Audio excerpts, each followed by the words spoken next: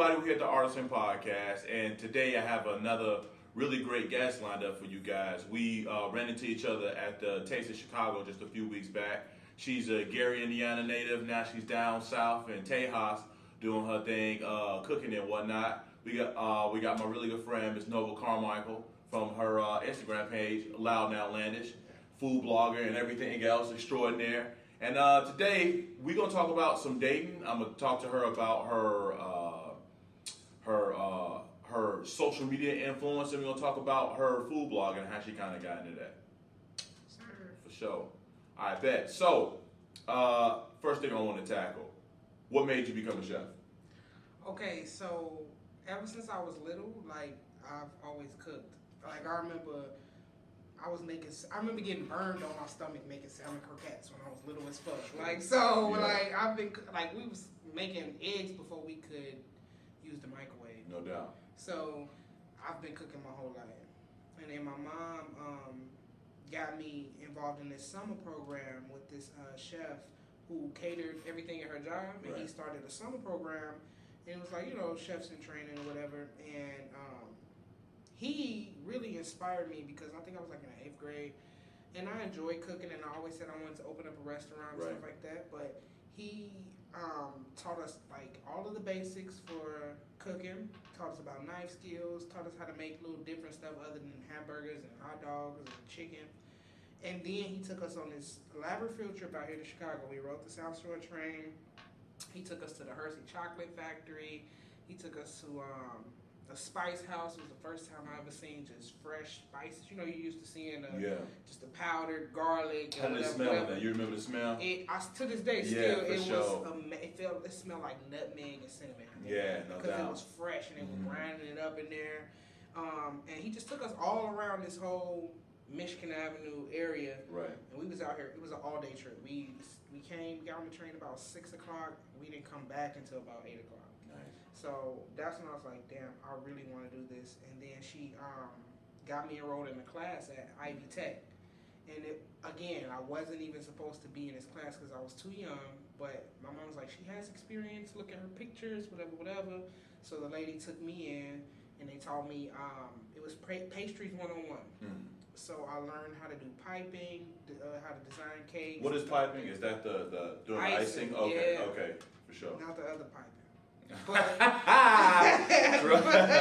True. But I learned how to do all of that, and from there I was like, I really want to do this. So I had little, fast food jobs, and then I moved to Dallas, got enrolled in the Cordon Bleu, and that's been all she wrote ever since. Is that the same Le Cordon Bleu Institute that's here in Chicago? It is. Oh, okay. I didn't realize they had different campuses all over. Yeah, they got them all over America. Well, not no more. Most of them closed down. Okay. I would probably say a college like Columbia, the Art Institute. I don't know if what's the other college called? Morris Brown or Robert Morris? Robert Morris. Mm-hmm. I don't know if that's still open, but a lot of It is. Yeah, so Yeah. these are the only artsy or tradey kind of colleges left. Sure. All of the rest of them pretty much got closed down. Yeah. Because they were for profit instead of for Oh, us. I did. Yeah. I feel. Well, that's what's up, man. So you're doing that now pretty much full time. Well, I'm chefing full time. I work in private schools where we cook. It's almost like a college campus where you cook from scratch every day. I'm talking about these kids get like I said, everything's from scratch. We got fresh fruit every day, fresh yogurt, a salad bar, a deli bar. It's like. So that's how y'all live, huh? That's how they I'm live. with it. It's These all kids good. get seconds. They get dessert every For day. Hey, good for them juices. though. Yeah. I ain't we talk a lot of shit, but I mean, good that's for how them, it should but be. Yeah. but it's like, is that what it? Private schools, the state can't provide a decent. Nah, either that or they want to. It's crazy, and they got the audacity to make these kids pay for lunch in public school, and it's like, what are they paying for? Yeah, You know what chicken I'm saying? nuggets and fries. What are they And a paying little for? carton of milk. I know that's how I was pretty much getting every day. You don't even get any juice or any water. So, whatever. We gonna move on. So, how did you get into food blogging? Well, I always, of course, I grew up on social media. I'm 25, so social media hasn't been around all my life, but for a huge portion of the my adult teen, portion of your life. yeah, from my No doubt. teen to, because I remember like being on like Black Planet and shit. Right. You know what I mean? And For Vivo and all of that. For sure, no doubt. But I say I always enjoyed it, like looking at pictures and stuff like that. I always wanted to be able to do that, and now I just was like, okay, I love cooking, but I don't want it to get to the point where I'm like drained out from it because that's all I do. And so I was like, okay, let me dibble and dabble into taking pictures and stuff like that. Right. I'm kind of good at it with my iPhone, so I'm like, okay, let me see For how sure. this works. Absolutely. And then I'm like, I found out that like people actually get paid to travel and try new food and go new places. So For I'm sure. like trying to get to that stature. Absolutely. And man, first off, I hope you get there. You know what I mean? I was just on, I was looking at something and it was saying something about a YouTuber or whatever. And I was looking at their stuff and I was kind of glancing through it. I was like, what the fuck am I even looking at? You know what I mean? It was like this person was getting thousands, hundreds of thousands of views, and I couldn't really understand like what the content was exactly. Yes. So if that person can do it, big shout out to that. I'm not going to say their name, but big shout out to that person first off. But if they can do it, you can damn sure do it. Exactly. You know what I mean? So and it's like you see people like are making it's people literally making thousands of dollars a week to like sit in front of the camera and what the fuck is that shit, man? I'm sorry. I am not into it at all. You know what I mean? It's the thing, yo. The first person I saw doing it was that black lady. The older black lady. She like she in her 40s. Something. She be having her kids and whatnot on there. Who was eating the crab legs? Yes. She was doing, and now I'm seeing other people like doing it. Yes, it's like this lady turning who into a always got whole on this thing, blue man. shirt. Yeah. And I see her with nacho cheese with a pound of fucking McNuggets. All the nacho cheese, all Really? over the McNuggets, and she's just sitting there. Wow. I guess if you gotta eat, somebody can watch you. I don't know what that is. I think it's a fetish that people have to listen to that sound and. They be smacking hard as hell. And you know what's crazy? They don't even be smacking. It's the mic. The mic is really good. It's the mic. Those mics are really good. I feel like it's exaggerated though. I feel like the whole eating thing, like the way they go about eating it. Yeah, it's both, right? they and like the whole thing, and the fact that somehow, like our disgust leads us to clicking on and watching it. Yeah, I can't lie. I clicked on a few of them just out of like curiosity, and I'm like, what the fuck is going on? You know what I'm saying? Yeah. So, I don't watch them anymore, but I scroll past them because other people are sharing them. You know what I mean? So that's the power of content, man. And people, it's all types of little like fetishes. It's people out there like rubbing their feet together, getting millions of views. You probably right. It's like a Pornhub thing. You know what I'm saying? For real, like for real. Getting oil, all that. Oil in your feet. Yeah. 2 million views. Want to see me put my socks on? Hey, I'm telling you. No, that's real though. That's real, man. That's shit crazy. And that's why I'm like, I gotta get my go round. What's up, G? Like, I gotta go past. I gotta go past those, and I gotta collect my $20. G? Oh God. I need it, bro. I need my time. Right. For sure, man. For sure. I'm over here trying to make real content and shit. And these people are just fucking around. Shit. That's what I'm saying. But you know what though? The thing is that a lot of that stuff is just like mumble rap. Like everything is a fad. Everything is a phase. Right. It's like so it's better sometimes to get it out the mud and build your clientele or build your fan base versus like getting them quick fans. Yeah. Because it's easy to gain a whole bunch of people at one time, captivate a bunch of people at one time, but to stay with that. That's why I was telling this guy today, we was talking about like female rap. Because I said, I don't like how Jermaine Dupri was like, y'all should call it strap. It's like stripper rap. Mm-hmm. And I'm like, so should we call hip hop thug shit? Mm-hmm. Like, why is it because a woman talks about fucking, sucking dick, doing drugs, scamming niggas out of money? You know what the sad thing is? It's derogatory. Jermaine Dupri should know better. And it's like, why are you going out of your way to almost borderline like degraded, you're like, oh no, I'm not saying that, but they should call it stripper music because all it's about is like shaking your ass and blah, blah, blah. So what should I call hip hop? Thug music? That's basically what it's been for the last 30 years, to be totally honest. Especially over the last 20 years, and then the last 10 years, it's only ramping up. Especially mainstream.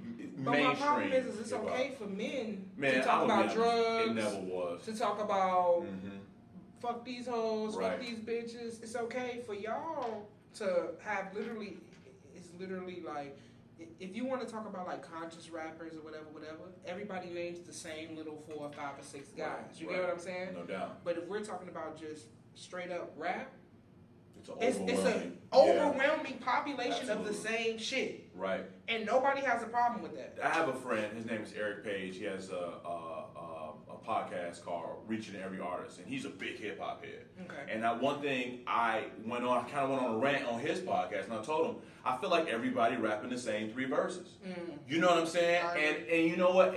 I understand when these people aren't necessarily ultra talented, and they don't have all the rhymes and whatnot, so they're getting into it because it's fun and it's popular. Just like the food videos, people just making porn videos so they can quick make a cut, well, we already fucking, so why not? You know what I'm saying? Well, it's gonna bleed into other things, and if you thought that women for so long were just gonna sit back for 20 years and just let y'all do whatever, MC Light won't talk about that necessarily. You got Queen, Latifah, and that's what I said to my friend. That's what I said to my friend today. Yeah. I said, growing up, okay, so the music that I listened to, the hip hop that I grew up on, I would say, for me to be conscious enough to understand, is 2005 to now, right? Sure, I was in the 5th grade in 2005, so I feel like that's a good time. Absolutely. But you also got to remember who started blowing up around that time. You had the Dipsets, you had Soulja Boy, you had 50 Cent, you had all of these different things. And what was that derogatory like music towards women? Just be real, and it's not to be like ultra sensitive or anything. No, that's real spit. It was derogatory. So now that women, and like I told my friend, I said, it wasn't like now we have a shit ton of women rappers. When I was coming up, it wasn't a lot of women who were doing it. I said you had, people who popped in and out, but the only person who has put out music from when I was in school and who is out now is Nicki Minaj. Okay. So she's really the only female MC who's like got in the game, talked about pussy, talked about whatever, right. and stayed. Yeah. The only female MC that I can put even up against Nicki Minaj as the GOAT is Missy Elliott. And you know what? I agree with you. And to me, Missy is a whole other kind of... I mean, she's a different lane, but she's still a MC. Oh, for sure. So it's like... For sure. And if we're going to talk about, who's the best female rapper of all time, the only person I will even entertain the argument with other than Nicki Minaj is Missy Elliott. And so it's like... Absolutely. That's what I mean. You're not putting Kim in there? Not enough of a catalog for you? Or what? It ain't even that. It's that after Biggie died, Kim didn't really give us a lot of heat. And then she got locked up. I mean, Biggie only got 2 albums. And that's why he's not better than Tupac. That's fair. That's fair. To me, like... No, that's real. That's real. Because a part of greatness is longevity. And that's why I don't entertain the Lauryn Hill argument. The bitch only got 1 album. Which was, to me, it's in my top 10, personally. No, it's a phenomenal album. But I feel what you're saying. But it's easy to throw out a classic and then step away and never do anything else. Right. Because let's say she would have put out a 2nd or 3rd album. Would we be champion the miseducation of Lauryn Hill the way we do now? Right. No, we wouldn't. Yeah. Unless it was like on the same level. Yeah. Maybe not as good, but in the stratosphere. If she had like a doom, doom, doom. Right. But they were still, Yeah, it was still hot. We can do that. But even then, you can't fall off. You have to build up. Right. Because then people are like, it wasn't as good as the miseducation. Right. No, I feel. Her first shit was her best shit. Woo. So I feel like personally, it's easier to put out 1 album. And you do reach that classic, stratosphere, then kudos to you, but it's easier to do than to keep putting out classics. Yeah, no, I'm with you. And, I'm going to agree with you. If we're talking exclusively about hip-hop, if we talking exclusively about just straight bars, I'm going to have to agree that Nicki Minaj is the GOAT right now. You know what I'm saying? And I personally, because Missy Elliott was actually the first artist I ever fell in love with. You know what I mean? Like the very first one. Her first album that I was hit Super to. Duper Fly? Yes. It's playable right now. Listen, on my phone, and this is what to me makes her not just what puts her in that GOAT conversation for me is not only her music, but the music that she produced. It's almost like a Kanye West effect. Like, yeah, man. 702, you know that? Oh yeah, the group. Oh yeah. 702. Like yeah. I'm still listening to 702 to this For day. sure. So it's like Aaliyah music, Timbaland music, all of that stuff. Like we're still listening to some of those classics to this day. For sure. So I have to put her in there because of what she's contributed to hip hop. Absolutely. If we're talking about and R&B. Yeah. Oh yeah. Because you got to put it in that lane too. If we talking about, I guess this turned into a Missy Elliott appreciation post because I'm always down to talk about Missy on God. If we talking about greatest female pop artists, you know what I'm saying, especially of kind of our generation, you know, that is like has that crossover appeal. I mean, really, Beyonce is just now kind of starting to want to get into because she's kind of rapping a little bit now, if you want to call it that. You know what I'm saying? She's just not kind of starting to break into that thing. But if you want to talk about like a total catalog, that she's got to be in the top 5. Who is that, Beyonce? For me, no, Missy Elliott. Missy Elliott, gotcha. And to me, I'm personally putting her in the top 3 because of her versatility. Who's 1 and 2 for female? And I'm just okay. I gotta go Beyonce #1. Okay. I got to. And if we're talking about raw numbers, Rihanna's #2. If we just talking about numbers. Listen, I think if we just talking about numbers, Rihanna's #1. I agree with you.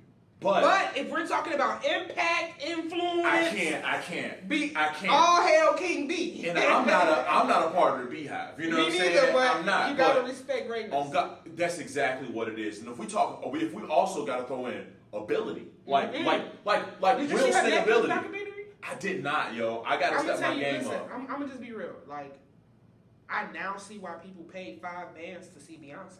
I feel that. Like, throughout the whole thing, I'm like, even down to her performances, she had me in my fucking living room swag surfing, dude. Yeah. Like, in my living room. I was like, no doubt. That's you know what I'm saying? That's what's up. It's like her whole performance, and it was the documentary wasn't a documentary. It was just her performance at Coachella, and they coined it Beachella. And this is what makes her the GOAT because she didn't get paid as much as any other headliner got paid. Okay. But what she did was she said, you don't have to pay me that much, but give me all the royalties for the show. So then she goes to Netflix can't do that. and creates a documentary. Also, she got the rights to the video, the footage of no doubt. You get what I'm saying? That. And That's then she takes, you feel what I'm saying? She takes that and then goes to Netflix and say, let's do a documentary. No doubt. And then you're partnering with Netflix. Netflix didn't come to you, you came to them. Right. You know Almost like a stand-up special. Exactly. Ooh, I didn't know that was the details about it. Hey, shout out to B. Shout out. And like I said, I'm not the biggest, you know what I'm saying? So if you got Missy Elliott #3, because I'm thinking this, right? So I love Missy Elliott, but if I'm thinking of the top 3 best female pop artists of all time, I gotta put my auntie Whitney Houston at #3. Okay, respect. I think Missy has more versatility than Whitney Houston. Agreed. You know what I'm saying? Agreed. But if we're talking about impact and record sales and blah blah blah blah blah, I can't go to one karaoke night without a group of white girls. Are you kidding me? Yeah, absolutely 1000%. That's what? Every time. Or I will always love you. Butchering that you song. Hear me? But they be in it. They be like this. Drunk, shit faced off that Jason. Listen. And I'm not mad. You know, you feel me? I'm really not mad. G, absolutely.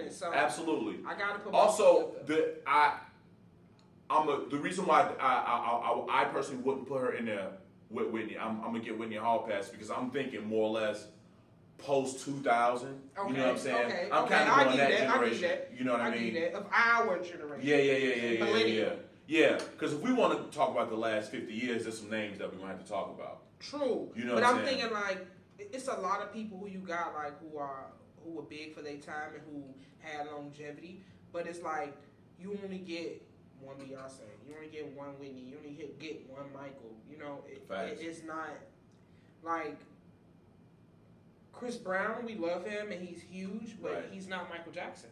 No, he's not. Drake, we love him. He's huge, but he's not Michael Jackson. Right. You get what I'm saying? Like, so that's what I mean by that. It's like that's why I will put her up there. But she's the icon, right? That's what I mean. And you know what? Right, I was thinking about this a few days ago, and so odd that we talking about this now.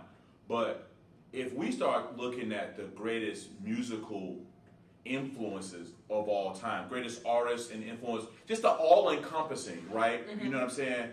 I think we got to start talking about Beyonce as an all-time, regardless of gender. Like, regardless of gender. I mean, you can't tell me that her influence isn't Beatles-esque. You know what I'm saying? Are you telling me she's not the female Elvis? Are you willing, not you personally, but is anybody willing to argue me down on that point? You know what I'm saying? I don't really think you can. You gonna sit here and tell me she doesn't have as many memorable songs as say somebody like Stevie Wonder, right? Who has probably 20 songs that most people can kind of sing through, fake their way through, right? But are you gonna tell me she's not in Stevie category? And I think only time can tell that because I mean, I don't know. I would have to really like dig deep and think of Beyonce songs that I would feel like in 20 years will be played at a cookout and the little kids can kind of. Man, I throw one at you right. And the first thing that came, all the single ladies.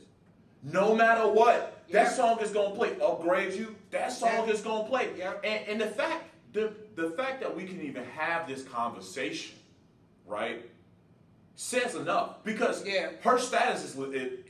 And with that, it's no question. No question at all. And that's what I mean by you don't want to keep, Right. Because you're still here and you had that one great thing, and you keep trickling down, that one great thing starts to get diminished. Right. Like, oh, you got lucky.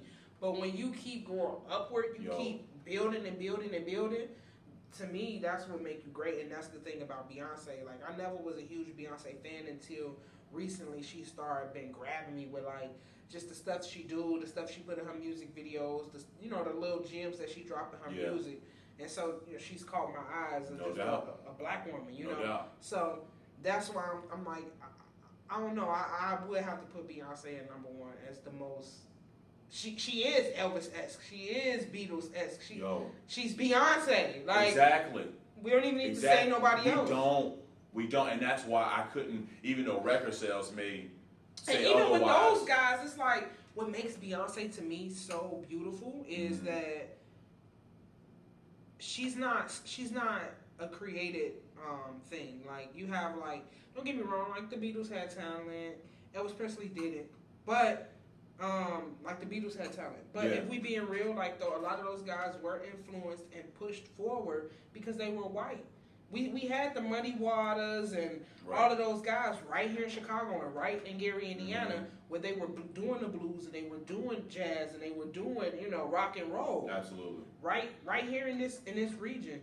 And because of the color of their skin, they didn't get pushed to the forefront. Yeah. And then these white people from the UK and London come over. Do you think if Beyonce came out in 1965 that her star would have been different? I think if Beyonce came out in 1965, they would have got somebody like Diana Ross, who's light skinned and look mixed, to be the forefront of a group. Beyonce kind of light skinned, and she was born in 1965. She high brown. Maybe not light skinned, but she high brown. You know what I'm saying? Her mom's from Louisiana, so she might be a little Creole. But I mean, 1965 from Houston, Texas, she might have been a little darker. Maybe, but you can only compete in the era that you're competing in right now. Exactly. So, and right now, man, I think all have to submit to her greatness, and that's how you know what true greatness is, in my opinion. Like just because I watch a lot of basketball, I've never been the biggest LeBron guy, right? But like, damn, the NBA has to submit to LeBron's greatness. So let's talk about the NBA. Is the NBA watered down? No, it's not, and that's something that a lot of people like to say. The NBA isn't watered down. The NBA. Why you think it isn't? Well, I think there's as much. Well, here's the thing: there's as much talent in the NBA now as there has ever been. Right? There's as many great players as there has ever been. One of the reasons that's true is because there's never been this many great European players in the league. That supplements some of. They just add. That's a whole new talent pool that we're bringing in. We have African stars now in the league. That wasn't the case in the 90s. You know what I'm saying? I mean, the only guy we really talk about was and to me, that's what makes the league so watered down because these guys don't start playing basketball until they like practically in high school. Yeah, but you know what? They get there. They get there somewhat quickly. By the time they get to like their prime-ish. And also, we have to understand that this is sort of a trend. We're still sort of in a transitionary period for, like the European thing is fully developed. And the South American thing is still somewhat developed. But like now, we have more Chinese players that are going to be coming in. And like I said, there's the whole continent of Africa. The NBA decided they're going to put a 12-team league in Africa now. Mm-hmm. So in 10 years, we may see a huge influx of African-born players in the league very soon. No, yeah, I agree. But what I'm saying is this. A lot of these guys, I personally feel like for instance, I'm not huge on Embiid. I'm not huge on no. Man, you tripping. I think listen and this is what I like him for what he is. Yeah. He's not going to be more. Neither is the Greek Freak. These guys like basketball, bro. These guys they're not born and bred basketball players. You get what I'm saying? Like they aren't. But what are you comparing them to? Who are you comparing them to? American players. Well, both those players are top 10 right now. And the league is watered down. I can't. These go guys, for that. listen. I These can't guys, go for that. These I can't guys. go for that right now. You want this? This is how I know the league is watered down because all of the top picks for the past 10 years have been busts, except for maybe 2 or 3. That's a different issue. And when you look at guys who 10 years into their careers, guys who we talk about are always the guys who went undrafted. Are always the guys who was second, third round guys at the 17th pick. Well, some of that. So that's because they have to. That's because they have to grind and they have to go through tough development to get into the league. So a lot of these guys who get into the league are based off of name and based off of who they want to go into the league. Well, it's not that they aren't ballers. So you got guys like Andrew Wiggins, right? He's not a bust. He's just not what we thought he would be. But he's not. Again, he's a Canadian fucking player. I hear you. There's a certain level. I agree. There's a certain level of dog that comes with greatness. But some of these dudes and a lot of these cats. Now, I mean, look at Karl Anthony Towns. He's similar, man. I mean, he's a stud basketball player, but he's not what we think he should be. He is. I mean, the dude is a walking 25 and 12. But he's soft as hell. I agree with you. I agree with you. Soft but you know what? And what is he? Jamaican. He is. No, is he Jamaican? Or yes. Is he, I thought he was like half Dominican or some shit like that. I know some of his people from the Caribbean. All I'm saying is black or white, basketball is an American sport. And I just think that they're getting a lot of watered down ass, undeveloped ass American players, so that they can make the league a global league. And what's about that bread? That's what I'm saying. So instead of like these guys who ready, because this is my thing. Like, let me cut you off. We can get into this. I gotta reset this, and we're gonna get back into this hooping thing. Gotcha. All right, guys, we're back and we talk about the NBA and why some of these dudes are busts. But you were saying, I don't think that they're allowing they're so thirsty for money that they getting these guys, like I said, they want a whole one and done thing. I think that's trash. I think that these players who get drafted, they should get drafted into the G League, from the G League into the NBA. Only because, and the reason why I think they should get drafted into the G League is because I do believe they should get paid. I don't think they should go, I want them to go to college, but let's just call it a spade. Like, the colleges make all of this money off of these kids, and they fuck around, hurt themselves, whatever. It's a dub for them. Right. At least they got an education, but they didn't make that money, and they parent, they've been investing their whole entire life into this, you know. So at least let them get money off their name or something, you know. So, or do what Rich Paul did and didn't sign the boy up to go to school. He sent them overseas. He got him in school overseas, but he was a pro. Right. And when you sign up pros, you cut out all the bullshit. The people who can't face adversity, the people who are not ready to be a professional, because even though they playing basketball, it's a job. You know what I'm saying? You have to be professional and ready for that. So the people who can't face that and can't handle it, they'll be dubbed. You get what I'm saying? Because there's a lot of guys who get drafted and do dumb shit like can't pass a drug test. Right. You get what I'm saying? So we're talking about a multi-layer. So let's deal with these kind of one by one. Let's talk about like the undevelopment of players coming in. Mm-hmm. So when you draft a player, a lot of them are on 4-year contracts with the team option for the 5th year, right? Especially at the very top, you know. So you get guys who hit, right? Like right out the jump, they hit because they are great. Or you get a cat like Damian Lillard who spent 4 years in college and he comes out and he's basically great immediately. Mm-hmm. So I guess we're talking about we have to talk about like how much development. Lonzo Ball to Damian Lillard. Well, Damian Lillard spent 4 years in school and Lonzo spent one. He was a one and done. So are you going to say? Do you think Lonzo Ball would have been way better for the Lakers had he spent 4 years in college? Okay, let me ask you this. If you're Lonzo Ball, do you stay 1 year at UCLA or stay 4 years at UCLA knowing that you can get paid right now? Wait, no. We're not. That's what I said. You said layer by layer. We're talking about strict development right now. We're not talking about money. Right. So what I'm saying is the NBA allows them to come in after 1 year. And develop. Yes, so you got to take that chance on those players. To me, and that's why it's watered down. These guys need to come in developed. I agree, but that's how a lot of leagues are. And you got to think about it. With basketball, you know, the window is not that long. There aren't a whole lot of 10-year guys walking around in the league right now. Exactly. So I mean, that's kind of the economics of basketball. But it's like if they would have guys who developed or guys who are okay, you got somebody like LeBron who was automatically ready. As soon as he stepped into the league, he was ready. Mm-hmm. But then you got somebody like Kobe who stepped into the league and was not ready. He needed a year too. He needed a year too, for sure. But he turned out to be a 20-year guy. You get what I'm saying? So I understand the whole.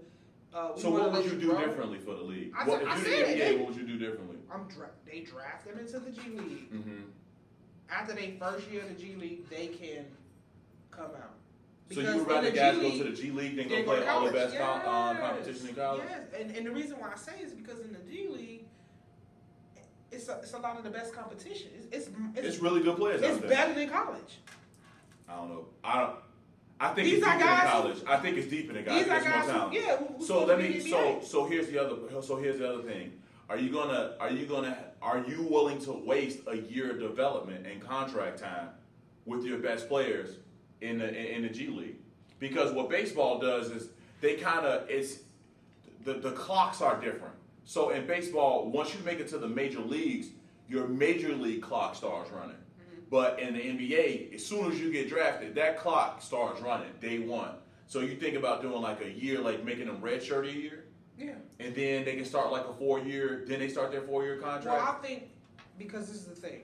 So, for instance, Markelle Fultz, right? Mm-hmm.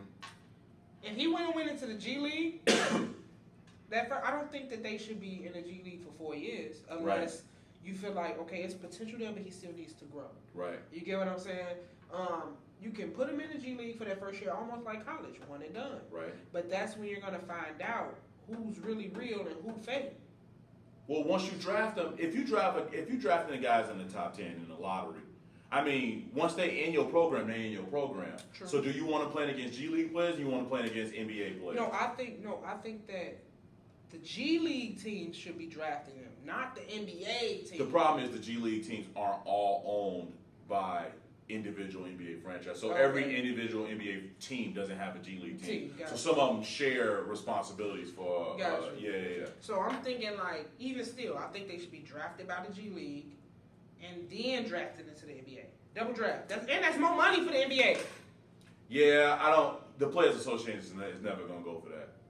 They're not, because it's too much money. They will be losing years as far as their service time, and the players will be losing money. I just think I don't know. I do think the system needs a bit of an overhaul. I think the one and done thing is it's stupid. They need to get rid of it. It needs to be done away with. Yeah, but it's like, what do they do then? Do they draft them into the G League, or do they make them stay in college for 2 years? I would work out something with the Players Association. Because I don't believe fresh out of high school. I'm not for that. Some can, some can't. But out of 10, only one can. What? That's the nature of sports.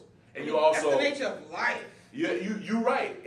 We also have to understand that the window for their greatness, it's much smaller than it is in other aspects of life too. You know what I'm saying? But it's like, are we here for the majority? Or are we here for one or two? Really, it's only one or two niggas in the league that can win the championship. But I know what I'm saying. Now, I feel you. And like I said, for? this is such a specialized sport too, only though. Only one motherfucker win at the end of the year. Everybody else lose. Right. So maybe what they need to work out with the NBA, with the Players Association, is all players under 20 do some sort of maybe development time, maybe like a certain amount of days that they can spend in the G League before their major league clock starts running. You know what I'm saying? That's what I'm saying. Like, figure something out with that because, like, for instance, Zion. That's all you heard. I personally don't see it, okay? I think he's going to be a box office name, but, I mean, they got all those young guys in New Orleans. So right. I think it'll be a box office thing, and it'll be entertaining. LeVar Ball may could possibly get the other two ball boys there. Mm-hmm. You know, so it could be, I think it'll be a good entertainment Could be thing. lit, yeah. But I don't see the huge hype for Zion. And what's funny is everybody's hyping him up. Oh, I think he might be better than LeBron. All of this stuff, and then as soon as he get in the league, as soon as he got drafted, he got to lose some weight.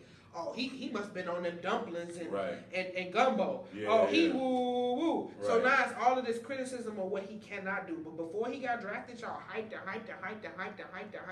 this man up. But you don't think he should have been number one overall pick? I mean, not really.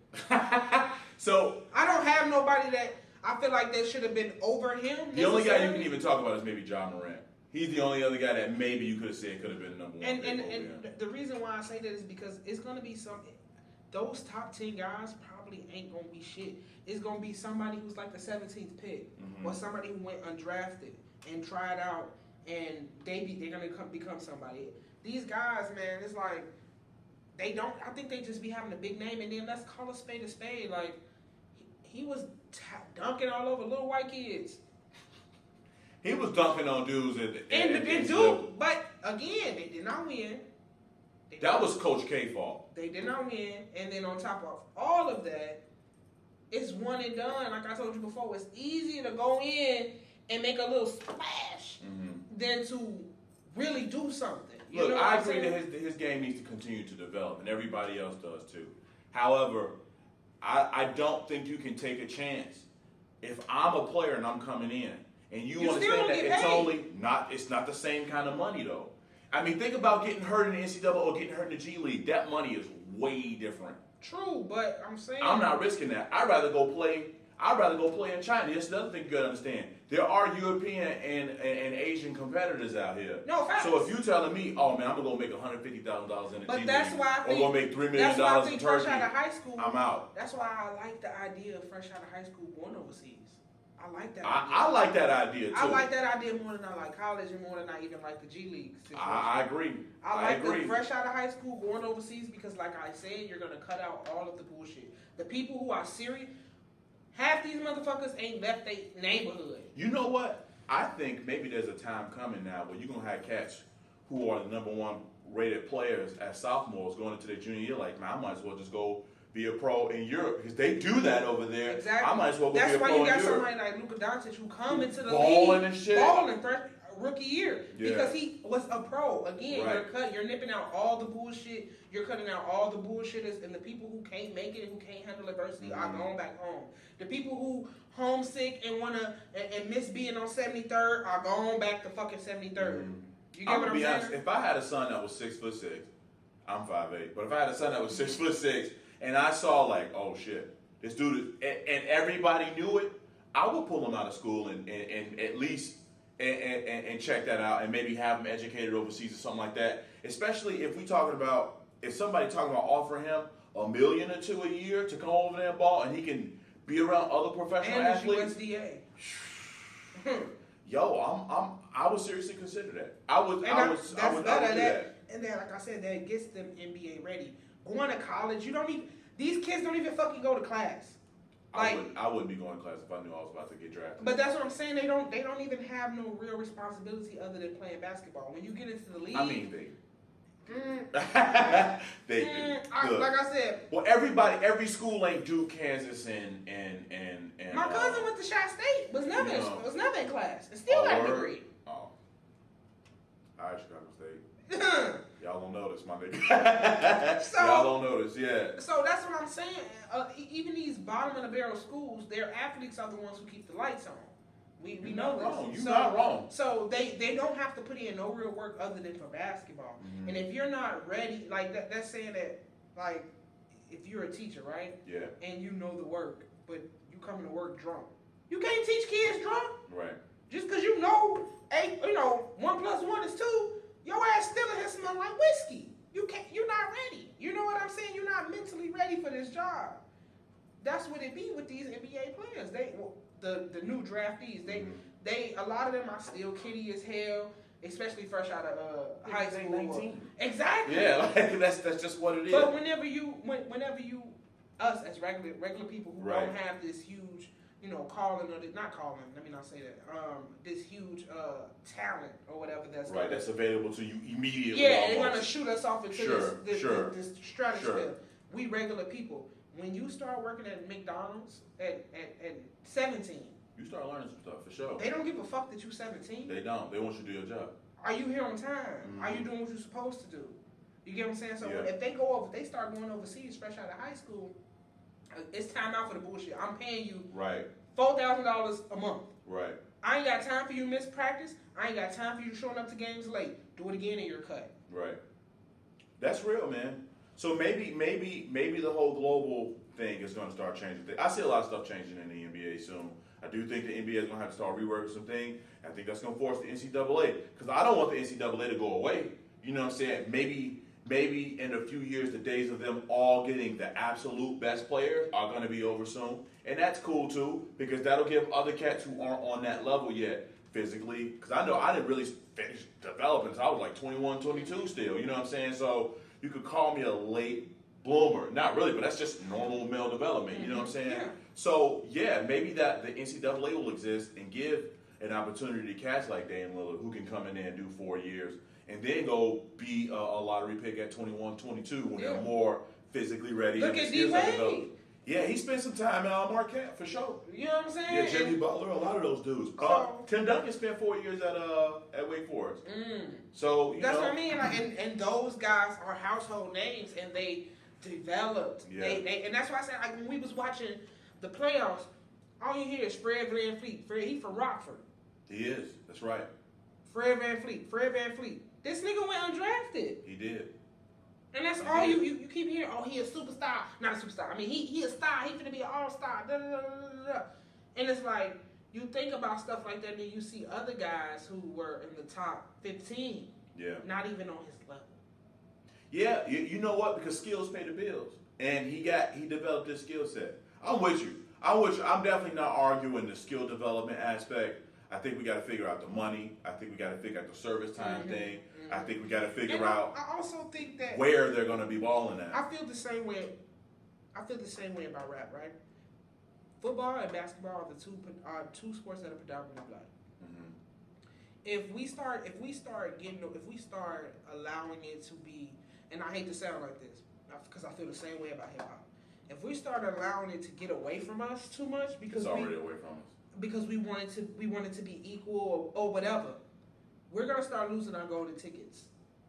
You understand what I'm saying? What do you mean? Explain. I think I know what you mean. Because we all okay. For instance, I'm from Gary. Gary is a food desert and a resource desert. Period. You're not wrong. Okay. You're not wrong. So most people put all they can put all their time into, or if they just submerged in that city and let's say they mama ain't shit, daddy ain't shit, they just a kid.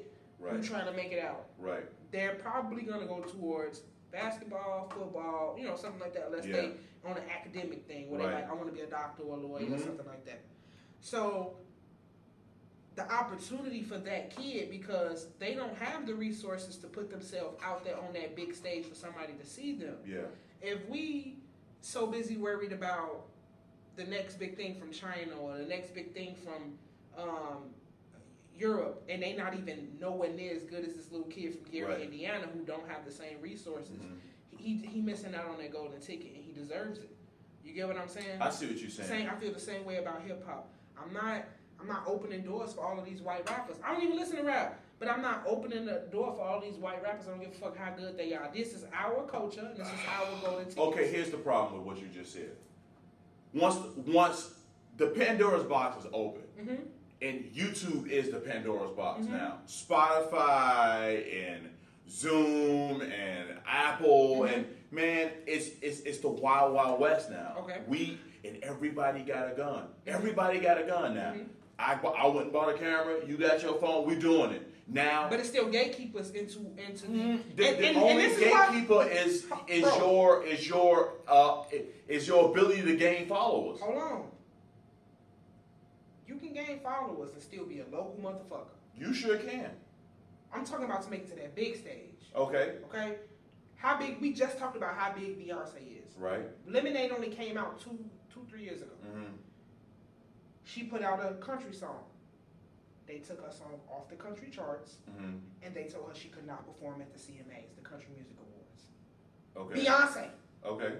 Lil Nas X came out with Lil Old Town Road. Right. It hit the charts instantly. They removed it from the country charts. It's not really a country song, but it is. Not really. Bro, if you go out and listen to all of the country music right now, it sounds just like what he got. A lot of people who are in country will say that that's what that. Yeah, I'm with you. They rapping. So it's nebulous. It's kind of nebulous. I'm with you. Okay. What point are you trying to make? My point is that they kick us the fuck out of their culture, and they have no problem with it. Okay. But here we are talking about, well, the Pandora's box is open. So what? Close that motherfucker. You can't. Yes, you can.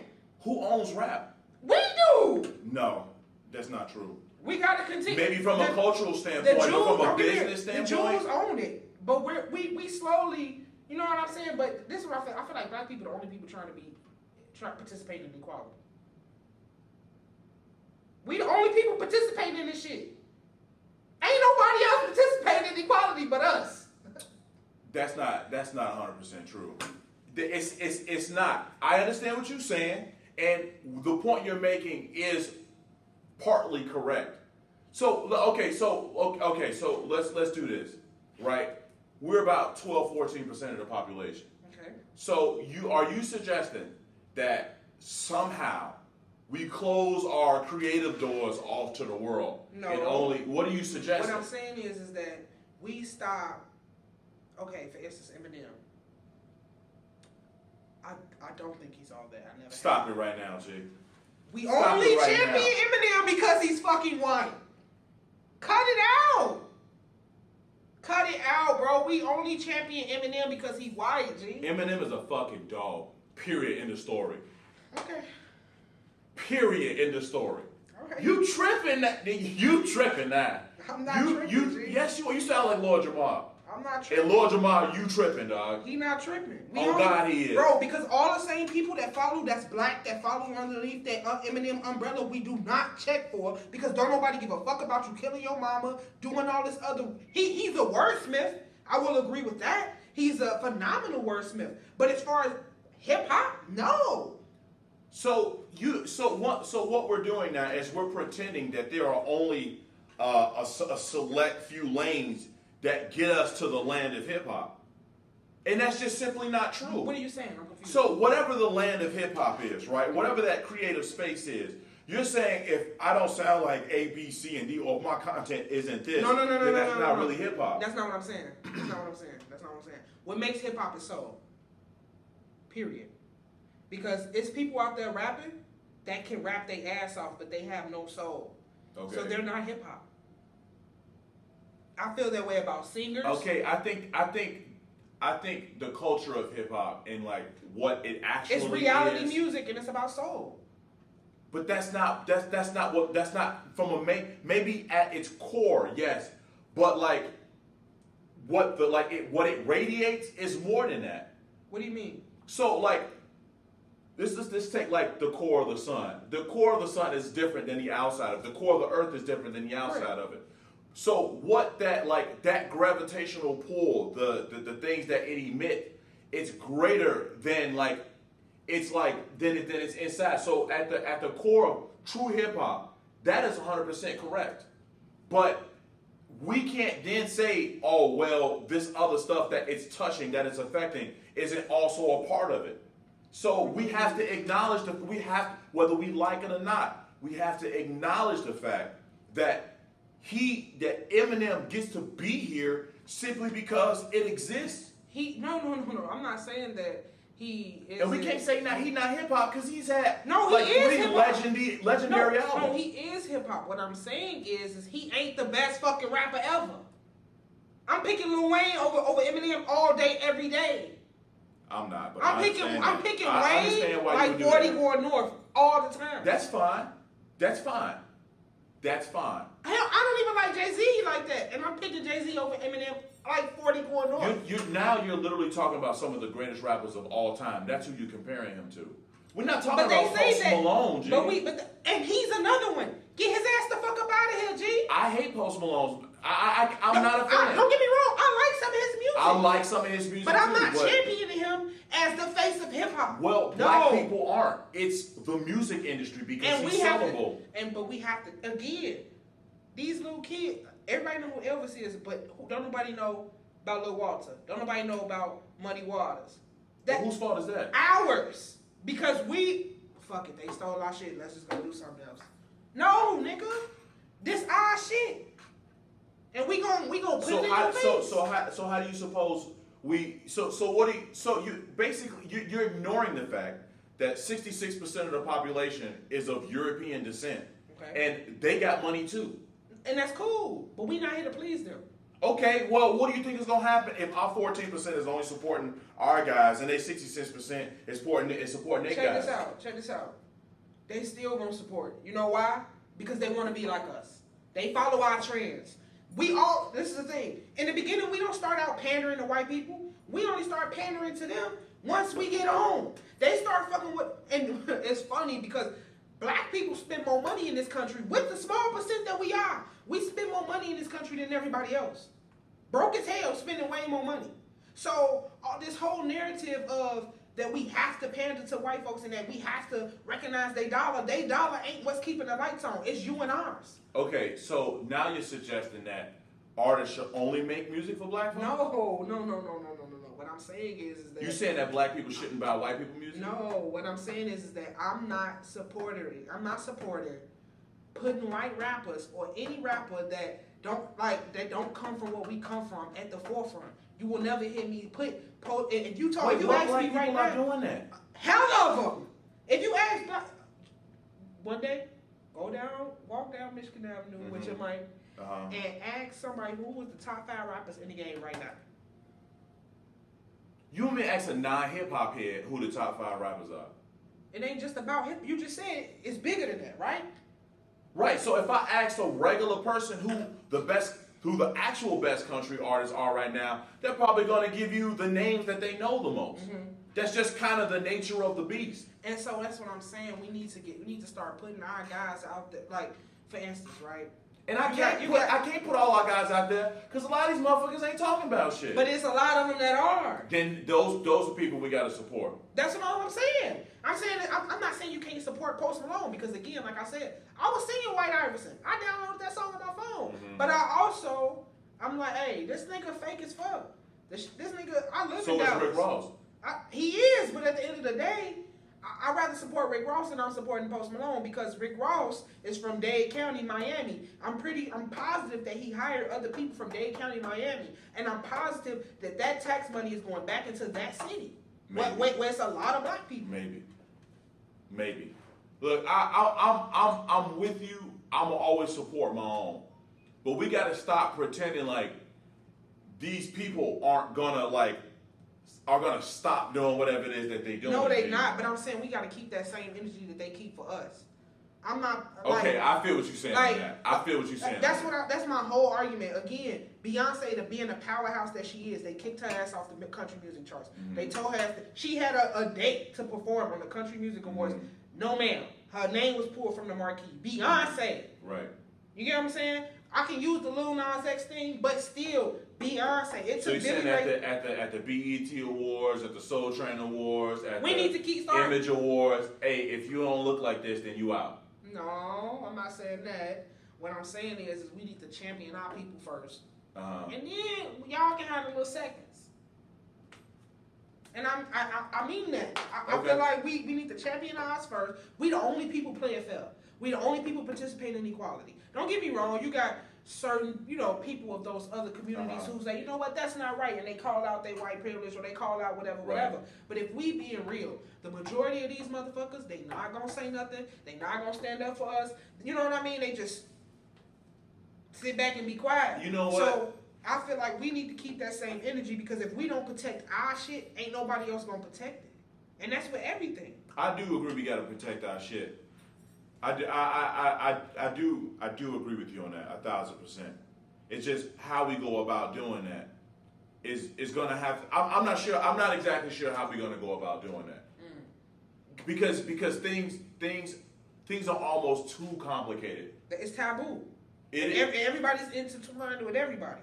And I'm like, man, bro, I love this. This sounds so cliche, but I got friends of every race, of every culture. You know what I'm saying? People not from America. But I tell them the same thing. I don't sugarcoat. I tell people my values up front. Mm-hmm. You get what I'm saying? So I'm not gonna sugarcoat it and fake around.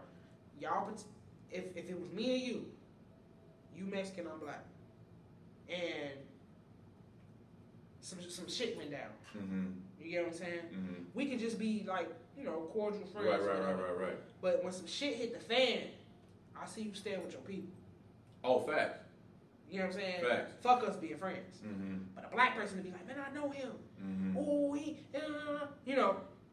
but he not gonna do all of that for you.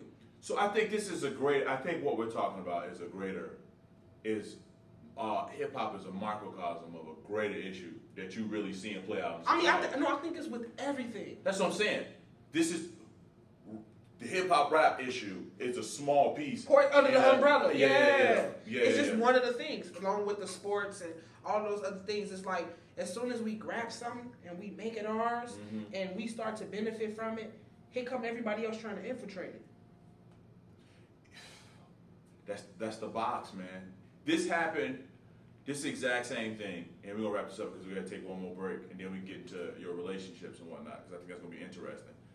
The exact same thing when Oppenheimer with Project Manhattan, when they developed the atom bomb. He spent the rest of his life, once he saw the destructive capabilities of it, he spent the rest of his life trying to demilitarize nuclear explosive, because he saw what happened. It was, like I said, once again, I keep saying it's the Pandora's box is open.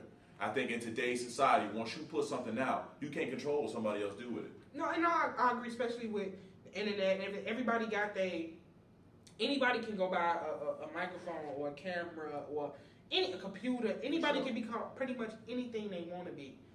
I'm just saying that we got to protect our own. We just got to keep that same energy that they get with us. Facts. We're going to take one more break, and we're going to get to something a little bit different, but this is going to be just as hot, I'm sure. Give us a second, guys.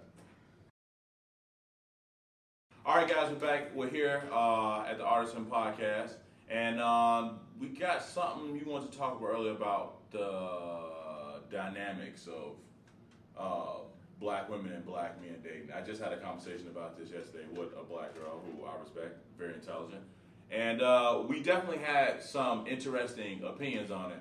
I just want to hear you. I'll let you go and start it off. So I want to ask you, when's the last time you took a woman on a date, and when is the last time a woman took you on a date? Yesterday. You took one or she took you? I offered to take her out, and we've been out before. Mm-hmm. I don't even know if you want to call it a real date, but we went to a place, I paid, so that's what it was. Yeah, it was, okay. Yeah. So do you do that often? Wait, if you don't mind me asking, how old are you? 30. Okay, continue. Okay. How do I do it often? I do it as often as I see fit. So if I run into a chick that I think that I like, and I'm super picky, you know what I'm saying, and I don't let sex determine whether or not I think somebody is worth taking out. You know what I'm saying? It's more of a package thing. So rarely ever will I ask somebody out that I don't know yet.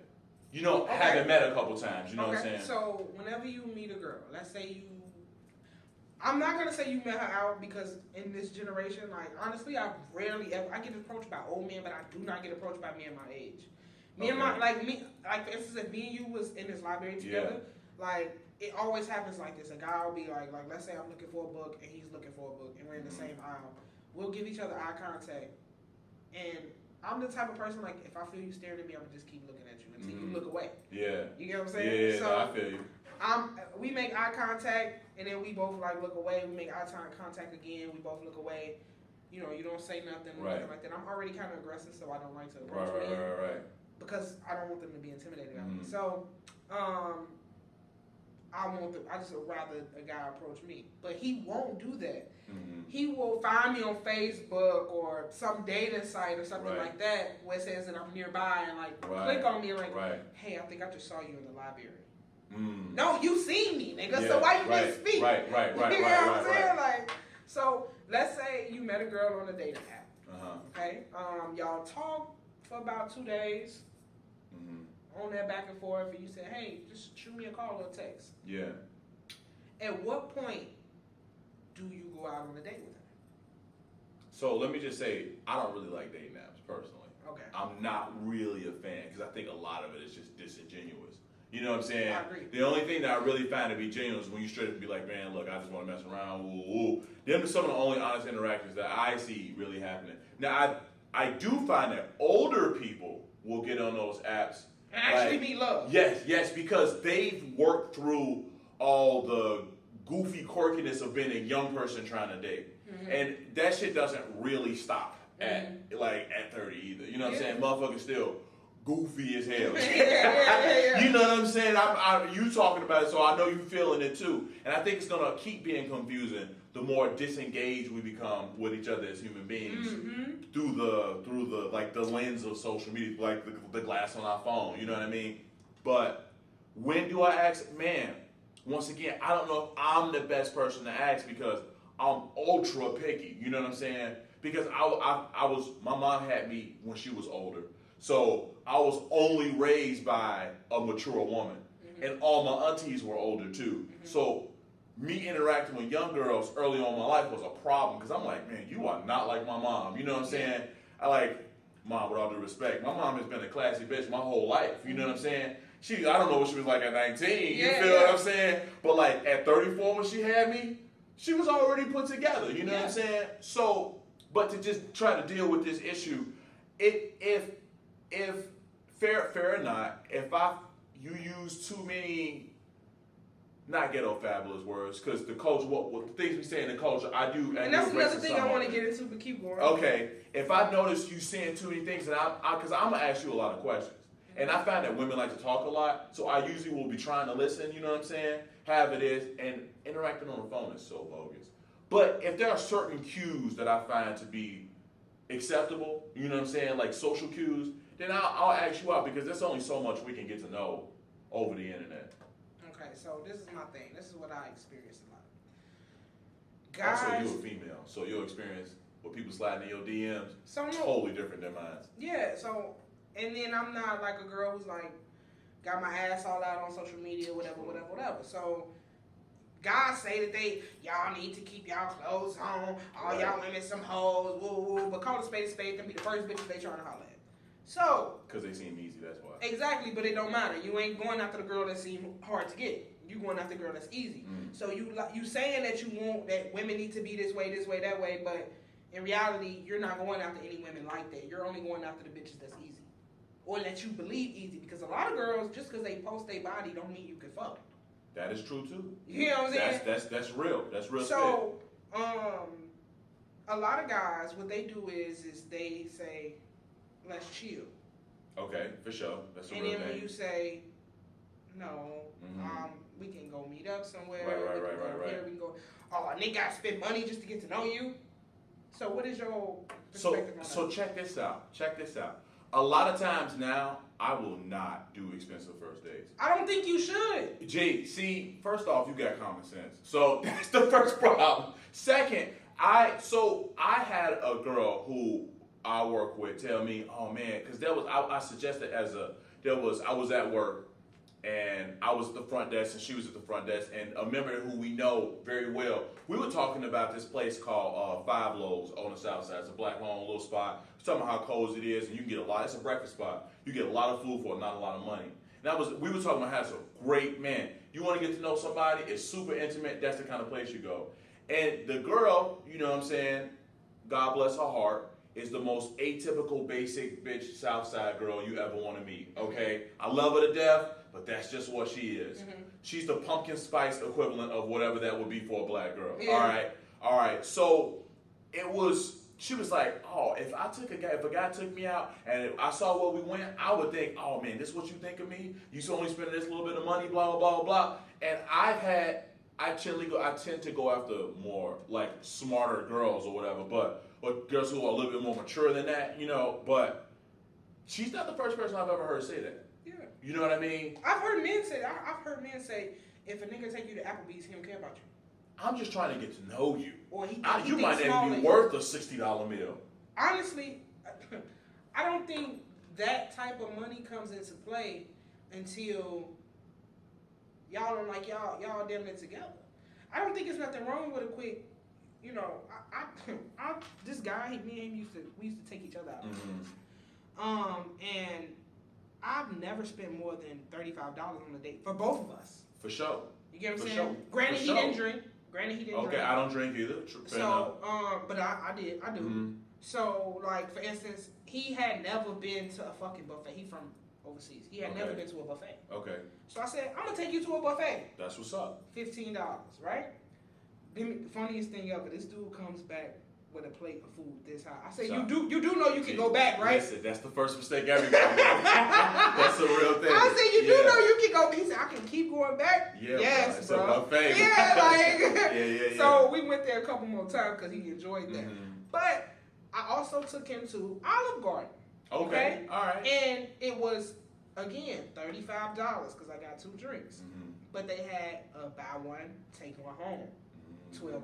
I'm with that though. You get what I'm saying? So we ate good, and then we took some food home. You get what I'm saying? How can you not like that? But it's like, or again, like we go to Applebee's after 8 o'clock because the apps are half off. You get what I'm saying? Right. I don't think like the first couple days should be no fucking roof credits or y'all get in a room and y'all walking around Michigan Avenue eating all this expensive fast. No.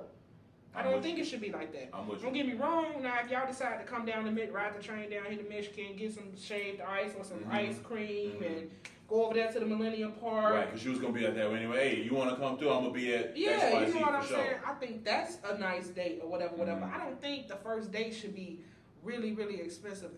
But my thing with these guys is like, let's say I do say, hey, I'm thinking about going to this one. I'm thinking about going to Bar Louie. Right. Bar Louie is a little on the higher side. Mm-hmm. Like they drinks like $10. They are high in drinks. Yeah. The food is not bad, but the drinks are high. You know, they're a little bit on the higher side. Yeah. So a dude would be like thinking that I'm trying to, like they'll say something like, these hoes ask you to take them places they can't even take themselves. And as a woman who has a career, as a woman who take care of herself, you know, and I put myself on that level or whatever, I feel like, no, nigga, I'm asking you to take me somewhere that I would take myself. Mm-hmm. So how do I, as a woman, approach men who ain't on my level?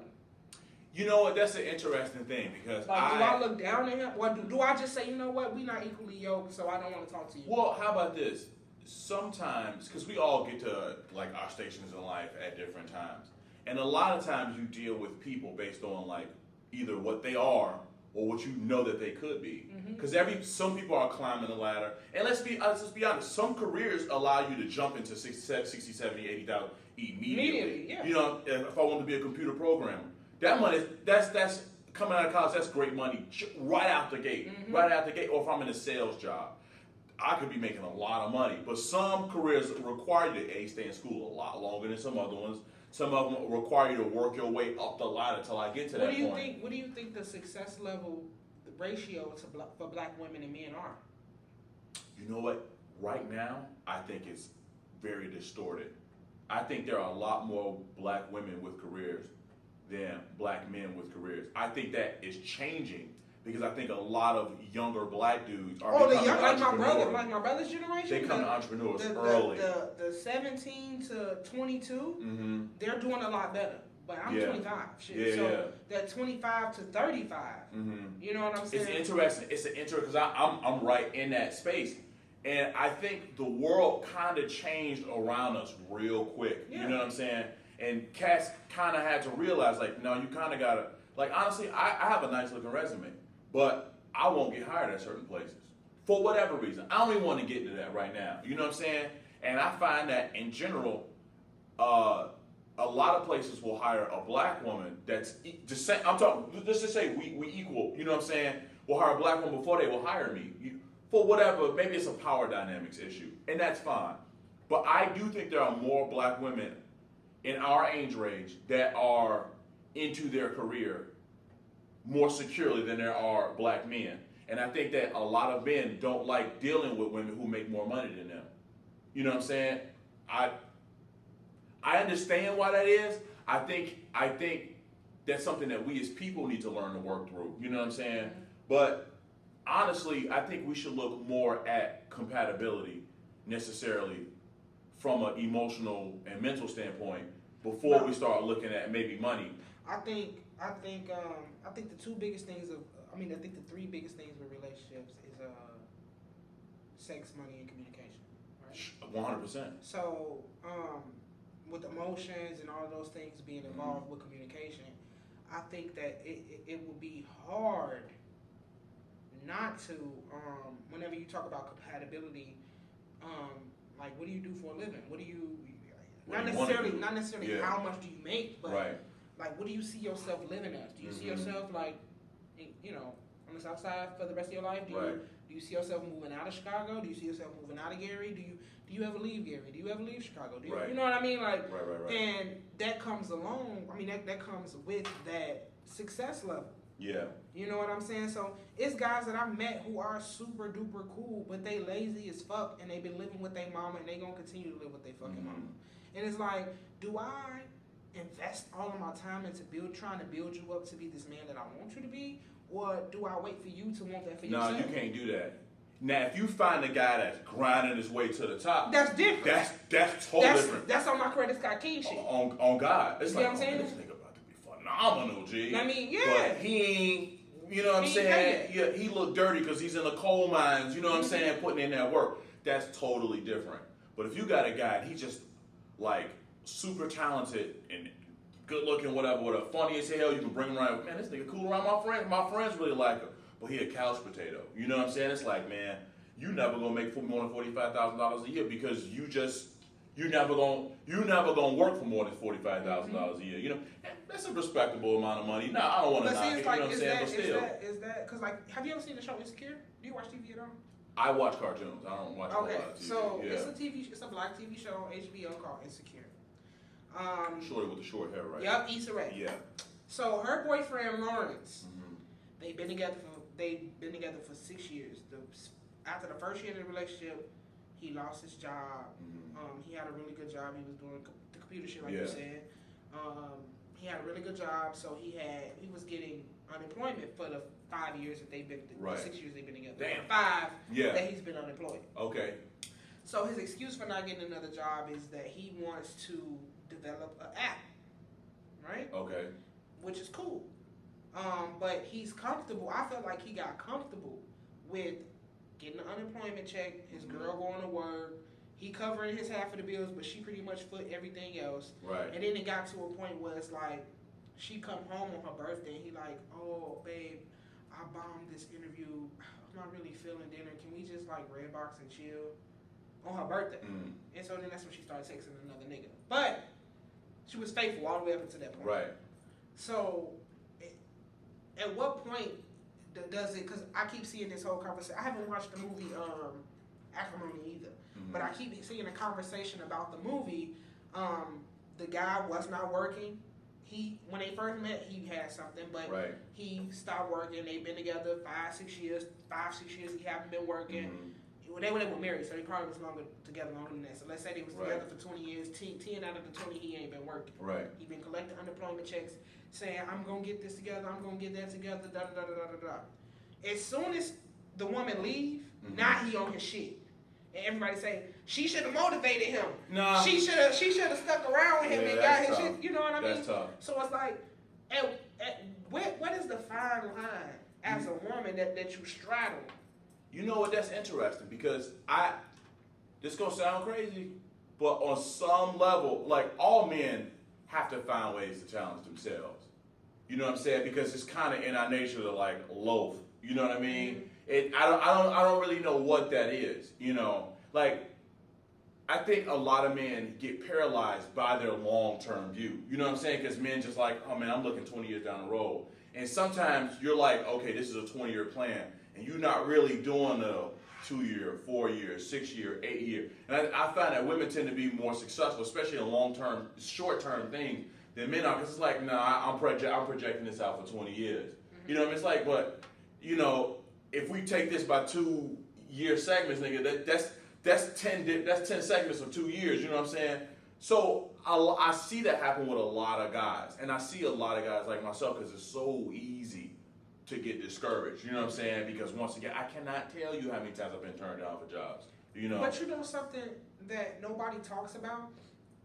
They always say how the black woman is going to get the job before the black man. Mm-hmm. But don't nobody talk about how for every dollar that a black woman makes, for every dollar that a white woman makes, a black woman only makes 82 cents. Mm-hmm. And for every dollar that a white man makes, a black woman only makes 62 cents.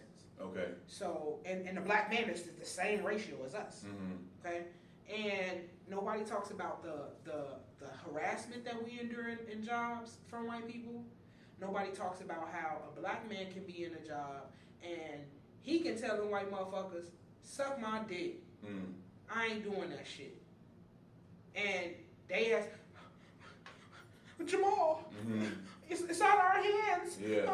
I've never you get what I'm that. saying? I feel what you're saying. And a black woman say that same thing. She got an attitude problem. We need to get her the fuck up out of here. Mm-hmm. You know, like I deal with that in my job now. Yeah. You know what I mean? Where it's that you seem like you don't know me, but what did I do to you? I said, hey, what you do? Mm-hmm. You didn't know me from a can of paint. Right. I didn't know none of those other people that interacted with us in my interview from a can of paint. But that's my personality. No doubt. I'm not the person who's shining away in the corner, acting stuck up, acting a certain type of way. And these people try to bully me. They try to make me believe that I'm this less of a person and that my personality is just so shitty and that I need to change myself and I need to be more like them. You mean more docile or controllable? Exactly. Yeah. Yeah. You get what I'm saying? And it's like nobody talks about even like the whole basic bitch from the South Side. Everybody always say that about women, and then whenever it's a basic nigga from the hood, it's the system against them. It's hard out here for a black man.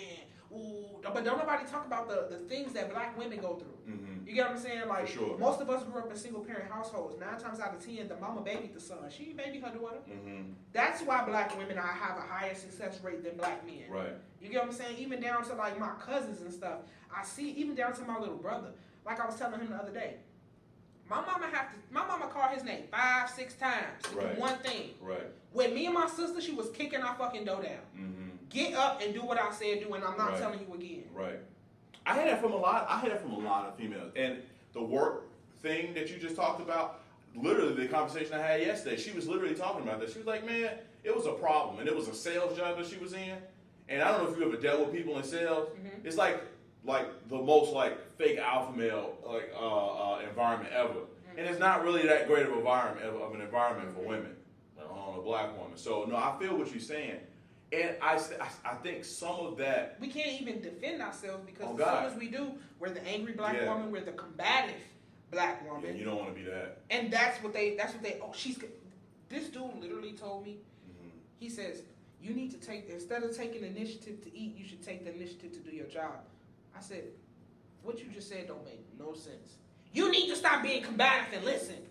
Sir, you're not, they literally don't, they will say anything. Mm-hmm. Like anything, and I think because a lot of black people, not to throw no shade or nothing, but a lot of us don't have this broad vocabulary of words. Right. We know what things mean and we know context and things like that, but this broad vocabulary of words. We speak how we speak. Exactly. Absolutely. White people will say like, use a whole conversation. They'll get a 10-word sentence. Mm-hmm. None of these words go together.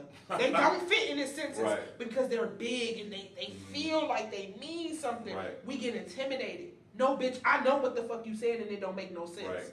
Make it make sense. Right. You get what I'm saying? And having that stern attitude, having that attitude of you're not gonna bend me over and smack me on my ass. Right. I'm not gonna allow you to treat me like. It's always two types of black dudes at the workplace. It's one who ain't gonna take no shit, and one who gonna take it all. That's true. Okay? And as a black woman, I ain't really I'm in between. I ain't really neither. I'm gonna take a little bit of shit because that's just the game. You know what I'm saying? But you're not finna bend me over and and treat me like I ain't shit. Right. So that's why I feel like as black women we in the middle and don't nobody talk about it. Like for instance, I told this dude, I said everybody always talk about the struggle and the target on the black man back, but don't nobody talk about ours. They say, oh, black men get killed, but don't nobody talk about the mama that's crying, the sister that's crying, the baby mama with 3 kids that's crying, and that's left to raise these children. You know what I'm saying? So it's like I feel like it is the target on y'all back, but it's all we 1A and 1B. And we need to stop. You're not wrong. And y'all and we need to recognize. I feel like once we recognize the problem that's going wrong with black women, it'll change for our whole community. Because who is the pillar of our community? Black women. As soon as we figure out what's going on with us and how we can fix us, everything else will change. It's funny because I agree with everything you said, but I feel like once black men fix their problems, then everything will change. The reason why they can't fix their problems is because we are having babies out of. And I think that's the problem with black men. I think many of us need to handle our responsibility when it comes to that. Either not have them or take care of the ones you got. Regardless, and I know a lot of brothers, and I see it on social media. Man, I hate my baby mama. It's like, bro, I'm sorry. That ain't got nothing to do with your shorty. You know what I'm saying? And I'm not in that situation. I understand, people It's start different throwing barbs. yeah. Absolutely. But you and I got to come together and be like, I hate you and you hate me. But they got to be straight. We got to fix that. And I think, because I don't want to take anything away from what you're saying. No, I think it's a full circle. This is second, 100%. 100%, and that's not a static story. Yeah. And the reason why I say we have to fix black women is only because, for instance, like y'all the first teachers, man. Exactly, and if we're already the head of the household, and like I said, you hard on your girls and you soft on your boys. Let's say your son disrespectful, right? And you take his game, but you give it right back to him a week later. If the father was in that house, that boy ain't getting that damn game. He really not. He not. You get what I'm saying? He not. So that creates but why ain't he there? And see, that's a problem we got to deal. Because I promise you, you can't fix all the problems by yourself. No, that's what I'm saying. And I know you're not. I know, yeah. absolutely. And it needs to get to a point where black women are saying, hey, I'm not having no baby by no nigga that ain't trying to marry me. That's my lane. I ain't got no kids. I feel you. And I'm not having no kids with no woman that I don't really believe in. Exactly. Because if I don't think you're going to be a fit mother, I don't care how awesome of a wife you're going to be. If I don't think you're going to be a fit mother, there's nothing for us to really discuss at that point. You know what I'm saying? So let me ask you this. At this point in your life, are you just meeting up to fuck or are you dating with a purpose? Honestly, it depends on the woman. Because I do want the physical stuff. I'm not getting it because I'm choosing not to, really, at this point. You know what I'm saying? Because I understand what that means. Even, let's take the pregnancy out of it. We're still creating soul ties and whatnot. You know what I'm saying? And I don't want to be emotionally bound to a woman who can't help uplift me. That's me though. And I know you know this. A lot of brothers ain't thinking like that. You know what I'm saying? A lot of them not. And I know a lot of sisters that don't have kids. It's funny because they want it though. Of course they do. But it's you know what? It's funny you say that because they want it. They yearn for it, but they don't put in the work to get that. I don't disagree, and I feel the same way. I feel like I run into too many sisters who don't want to like go through the growth process with their man. They want a ready-made product, and there's a lot of brothers that gee, she ooh. It's like, well, nigga, you ain't exactly all that either. You know what I'm saying? So I think there's a lot of honesty and that's that my needs point. to Like, happen, at G. what point as a woman do you say, okay, he's ready for me to go through these growing pains with him? Because I feel like I've seen so many women, and I mostly, a lot of times I don't even blame the man. A lot of times I blame the women because we see. We see what's up with that man, and because we don't want to be by ourselves, or because we want some, we don't want to have keep having random sex. We want to have just one dude we fucking, or we yearn for that companionship or whatever it is. We take on that bullshit. You Absolutely. get what I'm saying? And men want a lot of those same things, and you see certain things about a woman that you know is not going to be long term, but because you want that connection right now, you go ahead and you jumping in the bed. And because you need someone to stay, because that's what half these. Oh my God, that's a big problem too. Because that's what half they doing. That's a big problem too. All of these kids, it's so many kids out of conveniency that it's a shame. You not wrong. Once again, you speaking the gospel right now. So you speaking the gospel right now. I don't know. It's the whole like dating while black thing is tough. And then you into, like I was telling my homeboy, it's like if we talk about 10 dudes from the same block. Wait a minute. One more break and we coming back. 10 dudes from the same block. It's coming. It's coming. All right, guys, we back. Let's get it. So there's 10 niggas. What's up? We got 10 dudes from the same block. Right? It probably, we talking about Chicago. Yeah. So it's way more than 10 people on that block. But we just going to say, for the sake of argument, it's 10 guys. Okay? Out of the 10 guys, let's just call a spade, at least 4 of them going to be dead or in jail. Okay? It's possible. So, you got 6 men left. Call a spade, 1 of them for sure game. Okay? Other one, love. Oh, you said, okay, all right. You know what I'm saying? So, leave you with 4 dudes. Okay? For sure, one of them niggas lazy. Okay. Living with his mom. Okay. Nice guy. Right. But he lazy. Okay? Leave you with 3 guys. Okay? Let's say all of them successful. Okay? For sure, one of them married. Okay. So they leave you with 2. Okay. Okay? Yeah. For sure. One of them with a white bitch. I was so they leave you with 1. I was waiting for that. So they leave you with 1. Okay. And for sure, why would he settle down when he the only nigga from his block that got anything and all these bitches want him? I'm a bachelor. It's because he knows his rarity. Exactly. He knows how rare he I'm a rare is. Right. I'm special. Right. Who are you? That's real talk. So I've heard a version of that story from like every female I've ever met. So it's like, and women are already 2 to 1. So it's slim pickings out here. Right. So at what point, like, somebody told me that black women need to start dating outside their race, and that's a conversation. Do we? You know what? That's interesting. I just can't see. I'm sorry, but I can't see myself eating no pink dick, bro. You are on camera, by the way. we all eat this. Cut it out. Oh my God, we you be funny as hell. Eating them motherfuckers, but I can't see myself do it. I can't. I mean, shit, he might not want you either. That's another thing. And that's a real thing. Yeah. That's a real thing because white men appreciate their women. They might be a little crazy, they might beat their ass, whatever, but they're raised with that mother, father, not all of them, but they raised with that mother, father, you know what I'm saying? And they appreciate their culture, and they appreciate their women. So, it's funny because I always say white women are the biggest cheaters of all time. White women cheat more than any other being, period. They cheat more than men, they cheat more than women. White women are sexually fluent, period. White bitch cheat on her man 4 or 5 times. He still come back to her. Still let her back in. He the one paying all the damn bills. You get what I'm saying? So it's like, at what point do we get that connection with our men? At what point do we become trophies with our men? Niggas ain't. Hey, go on, you did what? I'm out, G. That's what I'm saying. You know, and you want to know why? Because there's a goofy chick that's going to take him. sorry, not sorry. But No, that's just what it is. That's just what it is. You know what I'm saying? Real.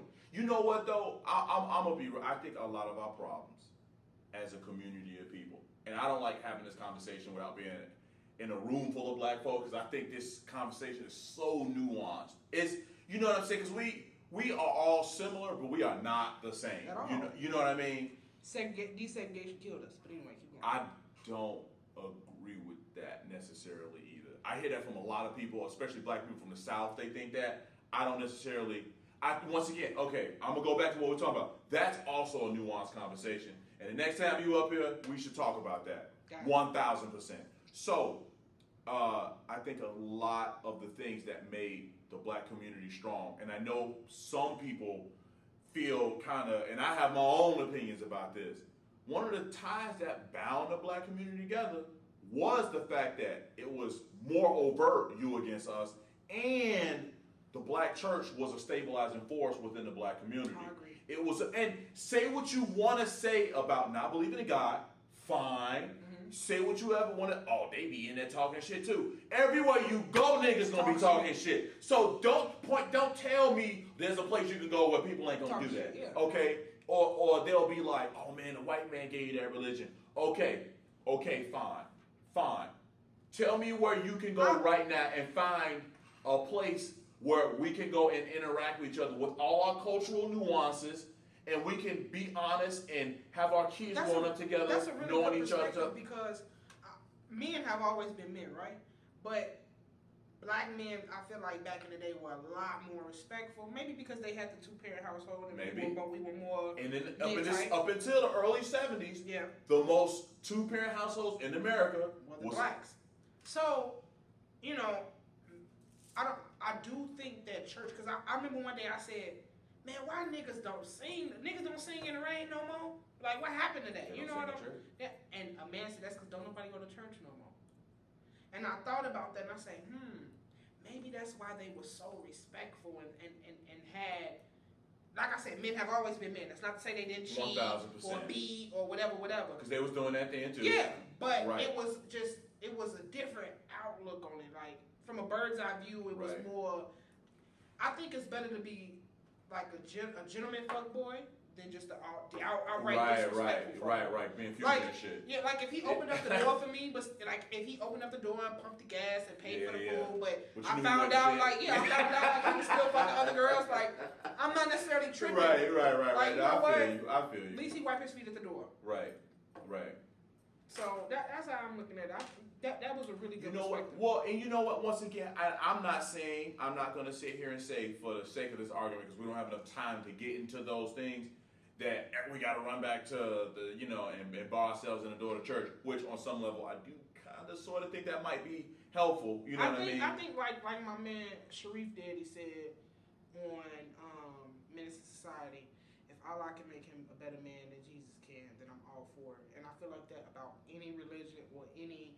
If you want to be a part of the Church of Scientology, and I see that you have changed dramatically, and you're doing more for your family, you're doing more for community, you're more loving, you're just an overall better person than you were before, then I'm cool with whatever spirituality that you tap into. Like my cousin, he's on some ancient Kemet shit, right? Mm-hmm. And I've noticed since he started that he's been carrying himself a lot differently. I don't know a lot about ancient Kemet, but hey, the things that I do know about it is like, okay, that's a good thing for you to be involved in, because obviously it's getting into your spirituality and you move in different. Can I tell you what the connection to a higher power allows people to do? One, it gives you a very specific set of guidelines, right? Even if you just, I believe in God, well, when you get that feeling of shit you shouldn't be doing, all right, bro. You know what I'm saying? Now, it's going to be different for everybody, depending on where you at and how you move. Okay, but if we're talking about organized spirituality, I don't even want to call it organized religion. I'm going to say organized spirituality. One, instant community. Why did gangs blow up so damn quick? Because it gave you a sense of community. I'm going to go talk to one of my bros about this. You know what I'm saying? They might not be shit, but at least it's somebody else I can go bounce. Because there's some things, as you know, you only really should be talking to your girls about this. You call your mama and your aunties when we get together in the family and all y'all sitting together and Hey, like y'all. Pac said, even though they sold drugs, they showed a young brother love. Listen, that's real. All right, and then you go get that trade knowledge that you can only go get from a woman who's been around the block 10 times. You know what I'm saying? When I get around my uncles, I do not do a whole lot of talking. You know what I'm saying? And it's not because I can't meet them at that level now. Every time I'm with them, they say at least one thing, and I'm like, I wouldn't have got that if I was opening my mouth too. When they ask me a question, I always give them what I got. You know what I'm saying? But there's instant community, and that insulates. You know what I'm saying? Yeah. It's a source of knowledge. It's a source of comfort. All that. You know what I'm saying? Another thing it does is a lot of people. Oh man, you want to find a mate? Go to church. You know what I'm saying? I ain't saying it always worked out. Obviously, we know it wasn't always perfect. You know what I'm saying? Because we see some relationships that now it's like that wouldn't have lasted today because you know what I'm saying? Society's strange. I want 1,000%. So you got community, you got relationships. One, there's a direct chain of command. There's leadership in place. The pastor is the leader. Under him, you got the assistant pastor. You got whatever little bishops may be in place. You got the deacons. You got the senior members of the church that may not hold positions or used to hold positions, right? And then you got the regular congregation. You kind of learn, that's what work is. You got your supervisor. You got the manager. You got the director. You got the regional VP, and then you got the big boss who show up once a year. He walk around with his coffee, and all the other bosses are following him around like a little fucking puppy dog, following their mom. You know what I'm saying? It's the same thing. You learn respect. All these things are in place. And once again, I'm sure there are other organizations where you can go and get this, but it's ready made right there. And certainly not least, I believe that when you believe in something greater than yourself, throughout human history, we have always looked to the skies, right? To the cosmos for guidance, for whatever. And when you give it a name and you give it some characteristics and it tells you it loves you and I'm going to take care of you, people find comfort in that.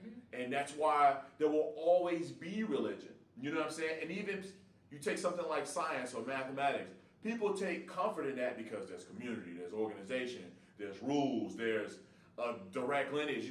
This person is the authority on this. Well, we should go seek this person out when we got questions. And I think a lot of that is just missing. So you just got a lot of people out here wandering around. And one of the reasons the black community has failed is because the church has failed to adapt. I've been to a lot of churches. Oh, we don't want the people in here. Hold on, bro.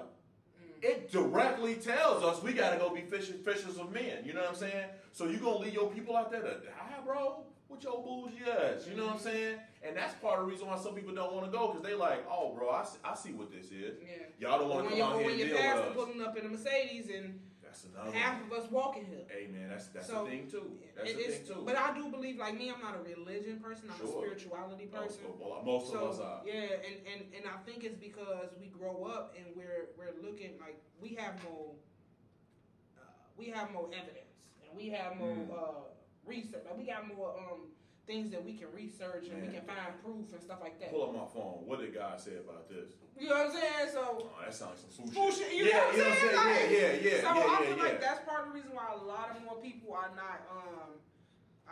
It's a word. Damn, what's the word? But basically, people don't believe in religion, but they more on a spiritual level. And I think that's because for so long it's been so much bullshit. And people are like for instance, that man.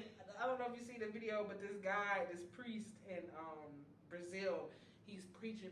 He's saying, and for you women who overweight, fat women will not be accepted into heaven.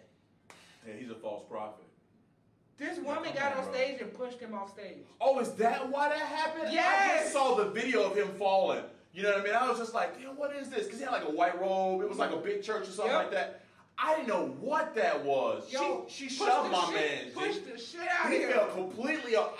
I thought he was hurt. Because I was like, man, it wasn't like a short fall, G. Yeah. Damn. And she was kind of chunky herself. She was, G. So she was triggered. And that's what I'm saying. Like, we see so much of this, so much of man-made narrative and man-made wants. Right. That it's like, how can I trust you? How can I submerge my life into this? And then you see your auntie or your grandma who been paying her tithes for 30 years, get sick and can't get no help. Right. You know, right. in the hospital dying, ain't nobody visitating. Right. Or you know the people die and then you come to the church with not as much money, but like again, grandma been paying tithes here for 30 years and y'all can't give us a discount on the funeral, or y'all can't just do it here, and you know what I'm saying? Absolutely. It's like things like that, or you're not giving back. The only thing you're doing is a vacation Bible school. You're not giving back to your community like that. And you know? I think I with you, and that's why I said that. You know, I'm not gonna do that, but I think that's where we have sort of failed to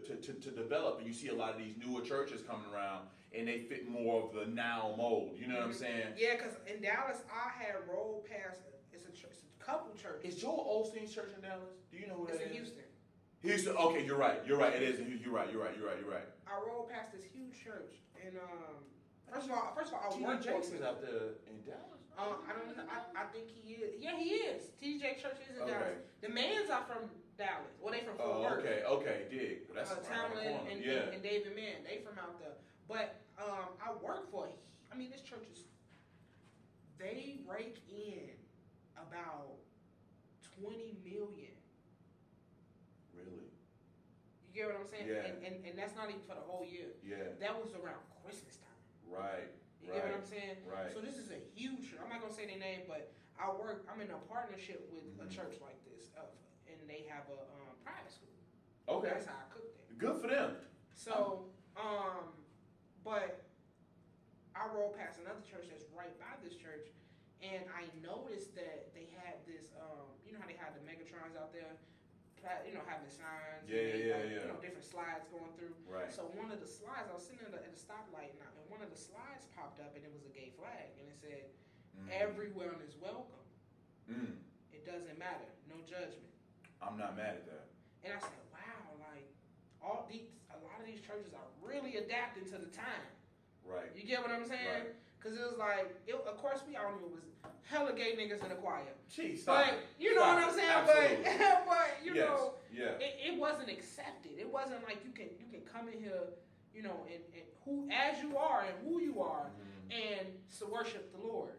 Yeah. It was get that devil shit out of here. You know what I'm saying? So I think it's to your point of how a lot of these churches are starting to develop and starting to accept any and everybody. I think it's mind blowing. Well, you know what? I grew up very Christian. I'm gonna be honest, I used to be a homophobe because of the way that I was raised, and there was no context. It was that's wrong. Period in the story. Yeah. You know what I'm saying? That was it. That's just what it was. And if somebody is upset with me for that, I'm willing to have that conversation. You know what I'm saying? Because I realized how ignorant I was at 18, 19 years old. Well, do you think you changed because you were forced with society, or did your views open up? Man, I became friends with a lot of gay people, and it was mostly due to proximity. I worked right next to them in the Marines. I was right there next to them. They were outstanding at their job. They gave a fuck about me. You know what I'm saying? I watched them give a fuck about other people. You know what I'm saying? And I saw people treating them with respect. And I saw them demanding respect, not necessarily because they were regular folks. And I don't think the same people that, if we're gonna call homosexuality an affliction, we have to deal with that in the same way that we deal with people who are addicted to sex. You know what I'm saying? I mean, how many virgins got married in church? You know what I'm saying? That white dress is supposed to represent something. My mom got married with my brother, and she's a direct preacher's kid because my granddad was the pastor. Sorry, Ma, I love you. You know what I'm saying? But like, the facts are the facts. The facts are the facts. So we can't pick and choose which sin is gonna be oustable and which one is not. You know what I'm saying? Because we gotta let God deal with that. Our job is to bring them in, give them the love and the instruction that they need. You know what I'm saying? And treat them like family. And if we coming in here acting like, no, you can't be here because you doing this, or you coming in here with a woman holding hands. No, bro, come in here and have a seat. This is what we got to say. And if you don't like it, then there's the door. But I'm gonna show you love while you up in here. Right. So you know what I'm saying? I'm gonna play devil's advocate. I want to do this. And then after this is whatever. Yeah. So, and let's say somebody comes to church, they gay. Okay. Gay man and a gay woman. They Okay. both started this church at the same time, right? They started the church. No. Oh, they come to the church. Okay. They both became members of this church at the same time. Okay. Both of them are in relationships with the same sex. Okay. Okay. So they start to come to this awakening. They can't be gay no more. Okay. Right? Okay. So they both decide that they're going to get out of relationships with their partner and be together. Interesting. I've heard of weirder things. Would you be like, oh, nah, they still gay? Or would you be like, they delivered? I was at a church with my friend. And his son was getting christened, so I wanted to be there. He's not my God saying anything, but that's my brother. Yeah. So, that's my nephew now. Yeah. You know what I'm saying? And the pastor had a little too much swag about him. You know what I'm saying? And after church, we were all just kind of hanging and just being a part of the, you know what I'm saying? And he was like, yeah, man, when I got out of jail, in my mind, I'm like, oh, that's what it was. You know what I'm saying? Like, oh, he's been through some stuff. Mm-hmm. You know what I mean? And I don't know what he didn't get into what he did. It could have been robbery. You know what I'm saying? With no intent to kill him, but maybe he just, I'm taking this. You know what I'm saying? Yeah, I'm not saying it's better or worse. I'm just saying it is what it is. Yeah. I can't look at them any different than I would him. How many stories have we heard of the woman who used to sell her body, and now she come in here and now she own it. And now there's so many women I've seen in churches at their older stage in life, the most pristine, respectable woman you could ever want to imagine. But in their younger days, Tatiana to the utmost. I mean, to be real, that's a lot of our mamas. I told you I didn't know my mama at 19. So you know what I'm saying? Yeah. I met her at 34 when she had established. Classy bitch. You know what Classiest, you know what I'm saying? And that's just what it is. And a lot of those people are the best teachers because they make you on a whole nother. I read Malcolm X's biography twice. And both times I cried at some point in that while I was reading. I was on the bus reading the book. And I remember I had to close the book a couple times because it hit me different. And it was two different. I didn't read the same thing twice. You know what I'm saying? He was upset that with some of his Muslim brothers and some of the so-called, as he called them, so-called preachers, you know what I mean? Because they had disconnected themselves from the exact people that they were trying to save. You know what I mean? He was like, he was with another people. It was him and another guy from the streets, right? Because he was Malcolm Red. You know what I'm saying? Yeah. That's how he came up. And the guy was talking to them, and one of the preachers of another Muslim brother was like, man, I understand the thing he just said. He was like, and he got disgusted with him. He was like, how can you call yourself a leader and you not out and you can't connect with the people? That's your job. Now, every pastor isn't going to have that role, right? But you got to do your best. But maybe somebody else is. And one thing we can't do is we can't chop somebody down, right? Because we think that where they came from or what they represent is somehow not going to be valuable to the church. Because those very people that exist going to reach a whole new audience that you was never even touching. You know what I'm saying? And that's one thing we gotta be able to look at that. And be honest about what it is that we're looking at. Right. You know what I'm saying? So, yeah, man, do I think they can be delivered? I'm sure somebody who is a homosexual or lesbian or whatever will look at it like, well, I don't need to be, this is the way God made me. I don't have the answers. That's something that only you can determine for yourself in that walk. You know what I mean? But have you ever been around somebody that you knew since you were a kid and they knew you since they were a kid? Maybe younger than you. Let's say they were younger than you. And as a child, you felt like that motherfucker was gay or something. 1,000%. So that brings me to the thing of like, I don't know, are people born like that? You know what? Is that a spirit that I literally latches on to somebody at birth? Maybe. Like, I think, look, first off, because I've seen it like, absolutely. You see it at 3, you be like, oh, he different or she different. You know what I mean? Oh, like, God. You see it. It's not like something that just start happening at 16. Sure. I think we have to not treat it as if it's some sort of like affliction. No, I don't look at it like I know you don't, but I know a lot of people they do. And that's what I'm trying to figure out how to, because I don't like to like mix the whole God or right. I don't like to mix it, but it's like were they made that way? Were they put here like that? Mm-hmm. You know what I'm saying? Because it's like, I don't know, bro. Ever since we was kids, bro, like he used to be dancing with us and singing the Mariah Carey, doing my head shit, and that's what he genuinely wanted to do. Mm-hmm. You get what I'm saying? No, I feel we you. didn't force, and his daddy used to beat his ass, and he'd still sneak around the corner and do it again. Right. You get what I mean? So Right. it's like, is that, or even like with little boys, like I can remember as young as kindergarten, a boy touching me manishly, like. Yeah. So he knew what he liked. Right. Right. You know what I'm saying? Sure. Like, For sure. And I think we born sexual beings. Oh, 1,000%. 1,000%. And those things develop over time. Mm-hmm. You know what I'm saying? But I don't have the answer to that. I do think predisposition exists. Like we will have lean one way more than the other. You know what I'm saying? Because you know straight dudes that are kind of feminine. You know what I'm saying? Like you see him, you like, man, this nigga gay, and he got hella females. You know what I'm saying? Or that dude, and he be like getting it in the. You know what I'm saying? Listen, this is the last thing I'm gonna say, 'cause I know we gotta go, and we can hit on this the next time. I think 65 to 75% of both genders are bisexual. I'm gonna be honest. I think personally, I just assume that all women are bi. No, I'm including men. If we go into as far as 75, 25% never acted on it. Mm. The other 50%, I say 30% of them are actually gay. Mm. You know, but that 30% in there, Yeah. them motherfuckers bisexual, and they practice on it. You know what? Here's the thing. I only know a few bisexual guys. To be totally honest.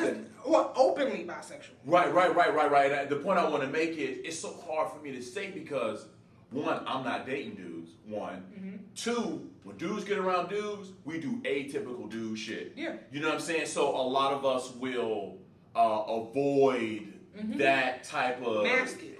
Absolutely, because one thing you don't want to do is not be included in the boys club. Mm-hmm. You know what I'm saying? Because once you get ousted, yep. Joe, your life will be difficult forever, and that's just what it is. Mm-hmm. You know what I'm saying? So it's hard. I don't want to say anything more than that because gay dudes, okay, the open ones anyway. You know what I'm saying? And I think I do agree that there's a bunch of them out there who aren't saying anything. But as far as like the more open guys who are definitely going back and forth, I only know a handful of them. I don't know. I've only ever met one dude who openly told me he was bisexual. Mm. One. And he didn't tell me that in person. He told me that on the internet. Right. So there was a level of unfamiliarity that created the. And then it was on the dating site. And what's crazy is he would delete his pictures off, all his pictures off the dating site, and inbox someone. You like, you don't even have any pictures. Yeah. And then he'll inbox you some pictures like, hey, this is what I look like. Da da da da. I want to be upfront. I'm bisexual. Woo. And I was like, okay. Yeah. Because in my mind, truly, because I know a lot of gay men. Yeah. All these gay niggas ain't fucking the same nigga, bro. They ain't. Yeah. All these niggas ain't fucking the same trade. It be 5 gay niggas in the room. All 5 of them got a piece of trade. Trade mean straight boy. Yeah. Okay? Miss me. These That's niggas be bisexual. That's interesting. Because most of the gay guys that I know, they know a lot of the same gay guys. You know what I'm saying? And that's true. Because the community is small. Smaller than probably what it should be. No, the community is small of out. Right. You know, but if you could get a gay, but if you had a gay dude that really trusted you and talked to you about stuff like this or whatever, and you just got a glimpse of some of the guys around Chicago that he fuck with, you would be blown away. You'd be like, him? Man, hell no, you lying. Right. Not because that's your nigga or he's such a real nigga, but because you like, no. He only gave me the impression that he was only into female. You get what I'm saying? No doubt, I got you. So it's like, it's a whole thing, man. Yeah, that's interesting. We should definitely talk. We got a lot of stuff we have to come back and do, but I had a gay guy. We only got a few minutes left. I had a gay guy come on to me who I know. You know what I'm saying? And he was telling me Yeah, there's a lot of dudes you don't know. I'm never gonna drop their names, you know what I'm saying, because out of respect for them, you know, he was like, but yeah, it's definitely more than what you think. Facts. And they come on to see what you about. And if you going, then hey, we rocking. I guess when the lights off, it's all. That's all I'm saying. Hey, hey, hey man, thanks for coming out, yo. This was real. This was definitely one of the more fun podcasts I did. And we covered a lot of stuff. I'm gonna have fun chopping this one up. Oh yeah, I'm gonna have a whole lot of fun chopping this one up. We got about 45 seconds left. I want to thank y'all for checking us out. I'm gonna chop these and make sure y'all can look at them. Where can we find you at on social media? Also, make sure y'all hit me up on Facebook at Nova Carmichael. You can hit me up on social media at Loud and Outlandish or Bake My Day Co. That's BAKEMYDAYCO. You can also find me on YouTube at Loud and Outlandish. Nova Carmichael. Hit me up. Dope. I'm going to plug all that. We'll see you guys next time. Thanks for watching.